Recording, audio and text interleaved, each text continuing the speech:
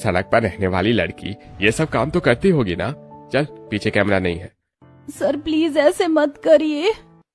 नेहा घबरा कर रोने लगती है, तभी उसकी चीख सुनाई देती है। अरे नेहा तुम कहाँ हो? आरव तेजी से वैनिटी का दरवाजा खोलता है। अंदर नेहा डरी हुई है, कोने में बैठी थी।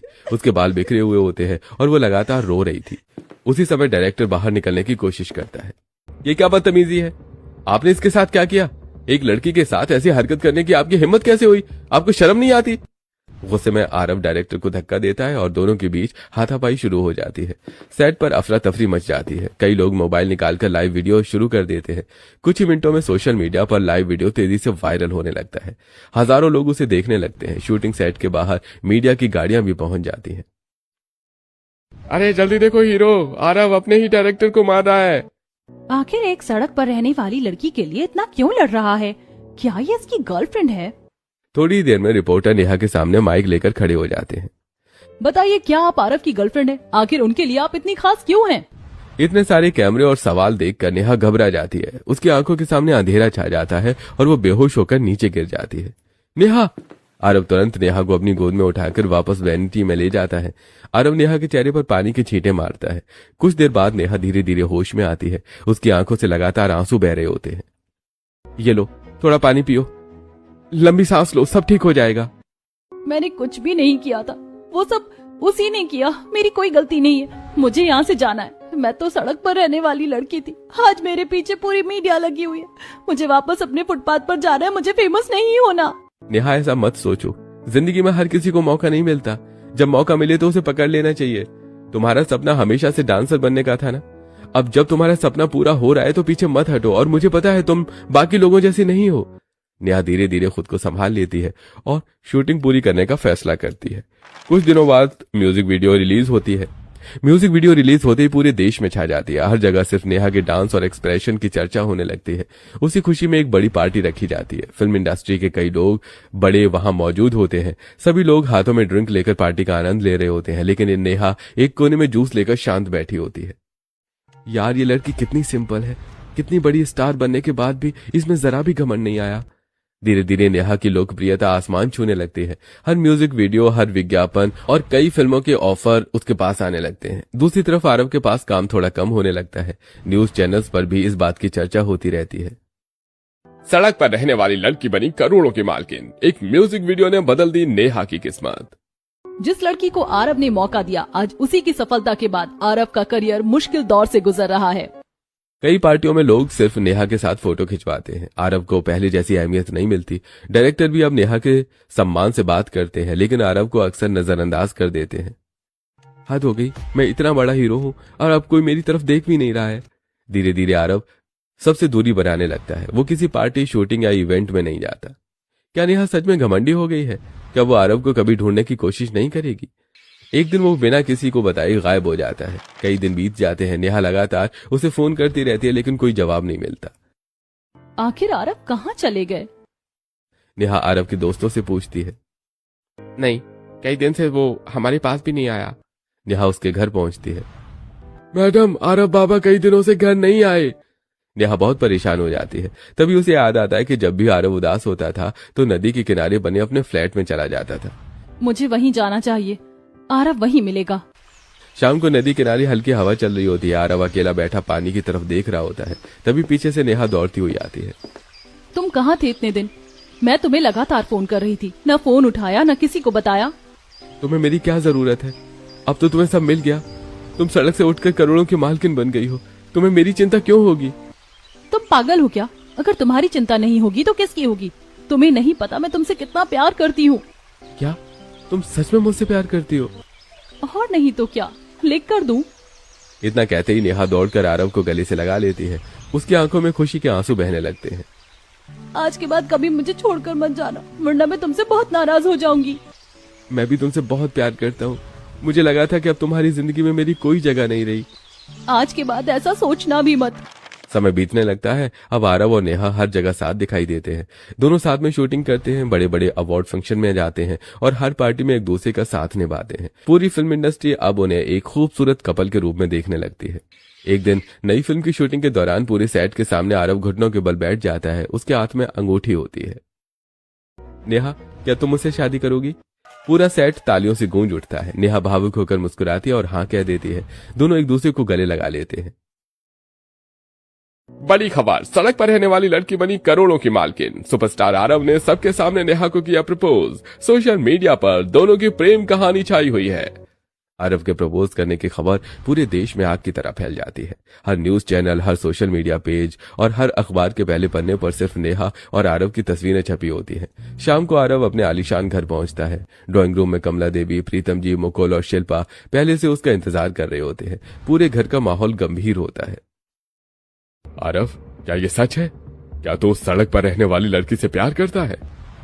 पापा, मैं आपसे ये बात कहना चाहता था, लेकिन सब कुछ अचानक हो गया। और वो सिर्फ सड़क पर रहने वाली लड़की नहीं है, आज वो मुझसे भी बड़ी स्टार बन चुकी है। हर न्यूज चैनल और हर अखबार के फ्रंट पेज पर उसका नाम है। तू पागल हो गया है क्या? हमारी भी कोई रेपुटेशन है, लोग क्या कहेंगे? इतने बड़े बिजनेसमैन और एक्टर के घर में एक सड़क पर रहने वाली लड़की बहू बनकर आई है।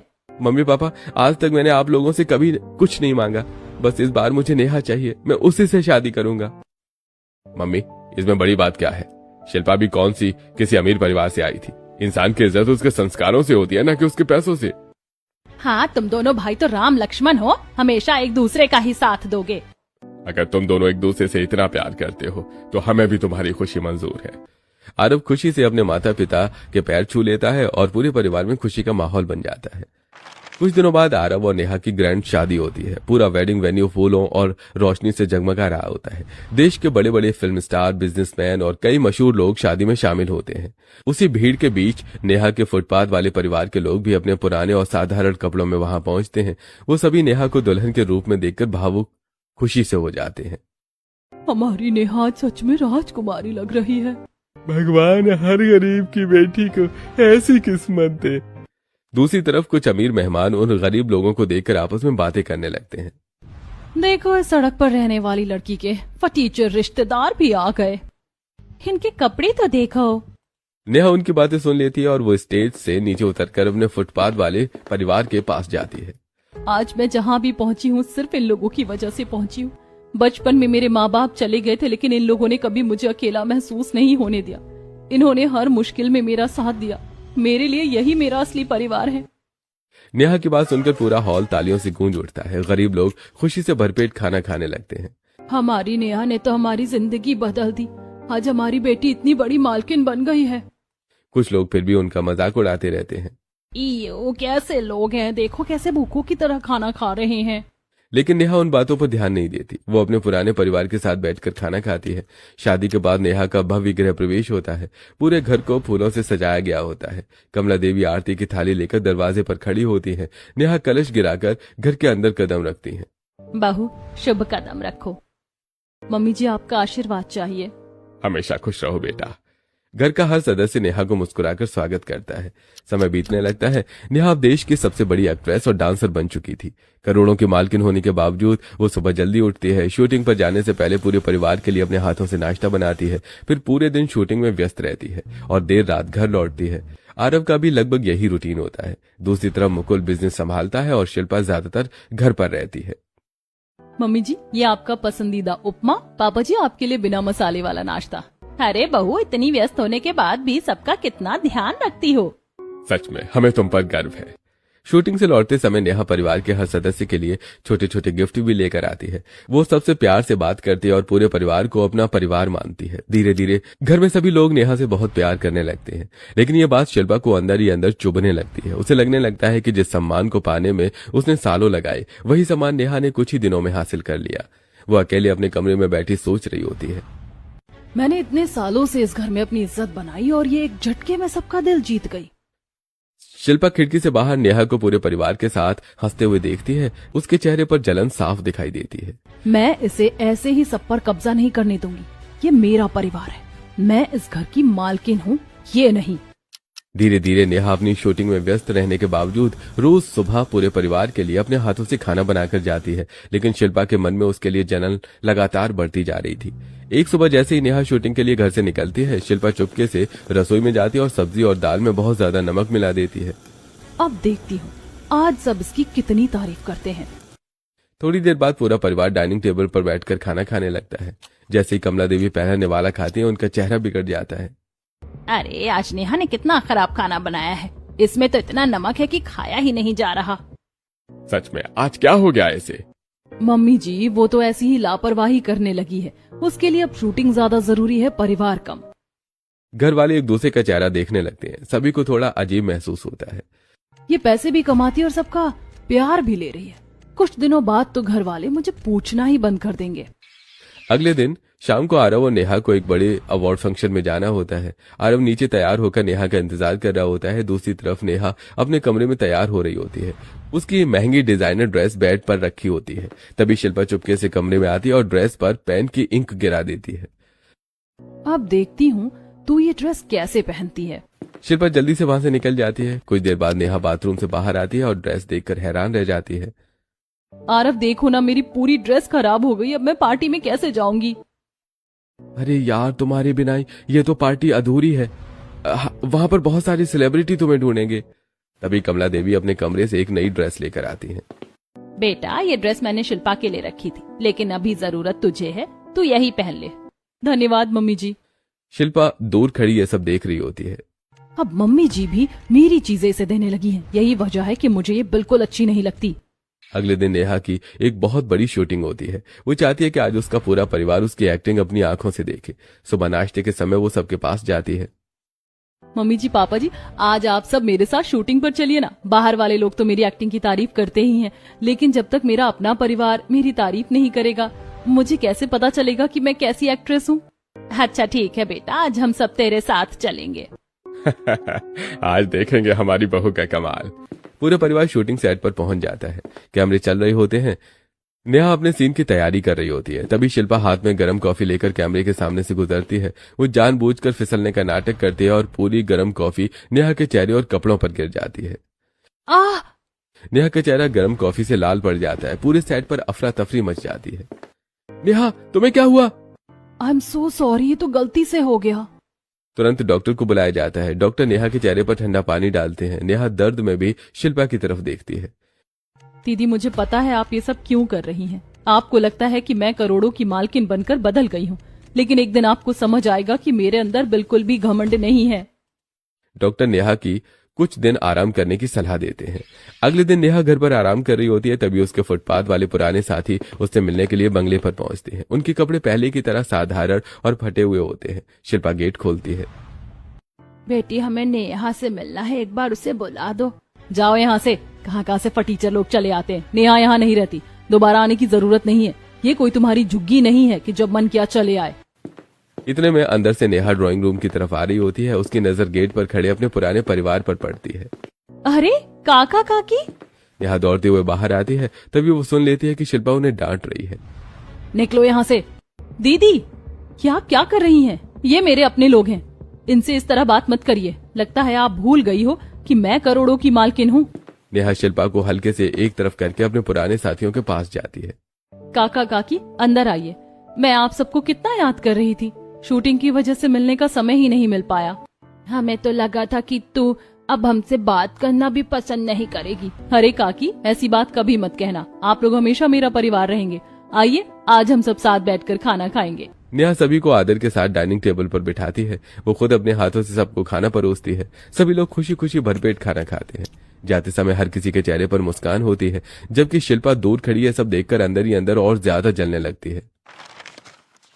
1 साल बीत चुका होता है। इस दौरान नेहा लगातार फिल्मों और बड़े प्रोजेक्ट्स की शूटिंग में व्यस्त रहती है। वो अपने पुराने फुटपाथ वाले परिवार से मिल नहीं पाती है और न ही ठीक से बात कर पाती है। धीरे धीरे फुटपाथ पर रहने वाले लोग गलतफहमियों का शिकार होने लगते हैं। जिस दिन हम उससे मिलने गए थे उस बात को भी 1 साल हो गया। उसके बाद ना वो हमसे मिलने आई और ना ही उसने हमारी खबर ली। लगता है अब वो अमीर हो गई है, इसीलिए उसे हमारी परवाह नहीं रही। हाँ बहन, हमने उसे बचपन से पाला पोसा, लेकिन अब उसे हमारी कोई चिंता नहीं। मुझे तो लगा था जब नेहा इतनी बड़ी स्टार बन जाएगी तो हमें भी रहने के लिए छोटा सा घर दिला देगी, लेकिन वो खुद तो निकल गई और हमें यहीं छोड़ गई। अपना काम बनते ही हमें पराया कर दिया। अब तो शायद उसे हम जैसे गरीब लोग भी अच्छे नहीं लगते होंगे। सही कह रहे हो, आजकल कोई किसी का नहीं होता। सभी लोग मायूस होकर चुपचाप बैठे रहते हैं। अब हम भी उससे मिलने नहीं जाएंगे। जब उसे हमारी जरूरत नहीं है तो हमें भी उसकी जरूरत नहीं है। जैसे तैसे मेहनत करके 2 वक्त की रोटी तो मिल ही जाती है। तभी वहां 2 बड़ी लग्जरी गाड़ियां आकर रुकती हैं। सिक्योरिटी गार्ड उतरते हैं और फिर दूसरी गाड़ी से मुस्कुराती हुई नेहा बाहर निकलती है। उसे देखकर सभी लोग हैरान रह जाते हैं। अरे काका काकी, कैसे हो आप सब? हमारी जरूरत नहीं है ना तुझे, तो हमें भी तेरी जरूरत नहीं है। अब तो तू सड़क से उठकर करोड़ों की मालकिन बन गई है। आज हम गरीबों को अपने दर्शन कैसे दे दिए? काकी, आप ये कैसी बातें कर रही हो? बेटा, हमें लगा था कि तू हमारी मदद करेगी, लेकिन तू तो हमें भूल ही गई। ऐसी बात बिल्कुल नहीं है। मैं शूटिंग में थोड़ी सी क्या व्यस्त हो गई। आप लोगों ने तो मुझे ही दोषी बना दिया। मैं इतने दिनों से एक बहुत जरूरी फिल्म की शूटिंग कर रही थी। आज उसकी शूटिंग खत्म हुई है, इसीलिए सबसे पहले आप लोगों से मिलने आई हूँ। कुछ दिनों बाद फिर नई फिल्म शुरू हो जाएगी। अच्छा, तो तुझे अभी भी हमारी याद आती है? सिर्फ याद ही नहीं आती, मैं तो आप सबके लिए गिफ्ट भी लाई हूँ। नेहा अपनी गाड़ी से कई सारे पैकेट्स निकलवाती है। सभी लोगों को नए कपड़े, चप्पलें और जरूरत का सामान देती है। अरे बेटा, ये कुर्ता तो बहुत सुंदर है। मैं अब इसे रोज पहनूंगा और सबको बताऊंगा कि ये हमारी नेहा ने दिया है। सभी लोग हंसने लगते हैं। आप लोग आज भी मेरे लिए उतने ही जरूरी हैं जितने पहले थे। नेहा एक एक करके सभी को गले लगा लेती है। उनकी सारी नाराजगी दूर हो जाती है। दूसरी तरफ मुकुल की कंपनी लगातार घाटे में चल रही होती है। वो ऑफिस में सिर पकड़कर बैठा होता है। फाइलों का ढेर उसके सामने रखा होता है। अरे यार, ये काम कब ठीक होगा? मैं तो इन कर्जे से पूरी तरह से टूट चुका हूँ। तभी कंपनी के बाहर पुलिस की कई गाड़ियां आकर रुकती हैं। कुछ अधिकारी अंदर आते हैं। देखिए, हमें इस कंपनी को सील करना पड़ेगा। इस पर 120 करोड़ रुपए का कर्जा है। जब तक जरूरी भुगतान नहीं होगा, यहाँ कोई काम नहीं चलेगा। सर, ऐसा मत करिए, मैं हर महीने किस्त भर रहा हूँ। पहले आधी रकम जमा करनी होगी, तभी आगे की कार्रवाई होगी। पुलिस कंपनी पर सील लगा देती है। मुकुल मायूस होकर घर लौट आता है। घर का माहौल पूरी तरह उदास होता है। मुकुल सोफे पर बैठा रोने लगता है। मम्मी, सब कुछ खत्म हो गया। मेरी कंपनी बंद हो गई। सब लोग मेरे मुंह पर थूकेंगे। नहीं बेटा, सब ठीक होगा। भैया, मेरे लगभग 100 करोड़ रुपए आने वाले हैं, लेकिन 2 फिल्मों की पेमेंट अभी रुकी हुई है। बेटा, मैंने तुम दोनों भाइयों के लिए कुछ एफडी कर रखी है। जरूरत पड़ी तो उन्हें तोड़ देंगे। लेकिन पापा, 120 करोड़ रुपए कहाँ से आएंगे? तभी नेहा आगे बढ़ती है। उसके चेहरे पर आत्मविश्वास होता है। भैया, आपको चिंता करने की बिल्कुल जरूरत नहीं है। जितने पैसे चाहिए वो मेरी सेविंग्स में हैं। क्या तुम्हारे पास 120 करोड़ रुपए हैं? जी भैया, जिस दिन से मैंने काम शुरू किया है उस दिन से आरव ने मुझे कभी अपने पैसे खर्च नहीं करने दिए। मैं लगातार अपनी कमाई बचाती रही। तो अब तुम हमें अपनी अमीरी दिखा रही हो? नहीं दीदी, मैं सिर्फ अपने परिवार की मदद करना चाहती हूँ। नेहा शिल्पा का हाथ पकड़कर उसे सोफे पर बिठाती है। आप दोनों मेरे बड़े भाई और भाभी हो। अगर मैं आपकी मदद नहीं करूंगी तो किसकी करूंगी? ये परिवार मुझे आरव की वजह से मिला, लेकिन अब यही मेरा अपना परिवार है। अगर इस घर पर कोई मुसीबत आती है तो ऐसा लगता है जैसे मेरे अपने दिल पर चोट लगी हो। नेहा की बातें सुनकर शिल्पा की आंखों से आंसू बहने लगते हैं। तुम हमारे बारे में इतना अच्छा सोचती हो और मैं हमेशा तुम्हें गलत समझती रही। मुझे लगा था कि तुम करोड़ों की मालकिन बनकर घमंडी हो गई हो। नहीं दीदी, मेरे लिए रिश्ते हमेशा पैसों से बड़े रहेंगे। शिल्पा रोते हुए नेहा को गले से लगा लेती है। आई एम सो सॉरी, मुझे माफ कर दो। दीदी, परिवार में सॉरी नहीं बोलते। नेहा अपनी सेविंग से मुकुल की कंपनी का कर्ज चुकाने में मदद करती है। कुछ ही दिनों में कंपनी से सील हट जाती है और बिजनेस फिर से तेजी से चलने लगता है। पूरा परिवार खुश हो जाता है। दूसरी तरफ नेहा अपने पुराने फुटपाथ वाले परिवार को भी नहीं भूलती। वो सभी परिवारों के लिए एक छोटे छोटे पक्के घर दिलवाती है। एक ट्रस्ट शुरू करती है जिसके जरिए हर महीने सभी जरूरतमंद परिवारों के घर राशन, दवाइयां और बच्चों की पढ़ाई का सामान पहुंचाया जाता है। हमारी बेटी सच में करोड़ों की मालकिन बनी है, लेकिन दिल आज भी पहले जैसा ही गरीबों वाला है। अरे भगवान, हर बेटी को नेहा जैसा दिल दे। एक तरफ नए घरों में हंसते हुए परिवार दिखाई देते हैं। दूसरी तरफ नेहा अपने पूरे परिवार के साथ बैठी मुस्कुरा रही होती है। इंसान की सबसे बड़ी दौलत उसका दिल और उसके संस्कार होते हैं, जो अपने संघर्ष के दिनों को नहीं भूलता।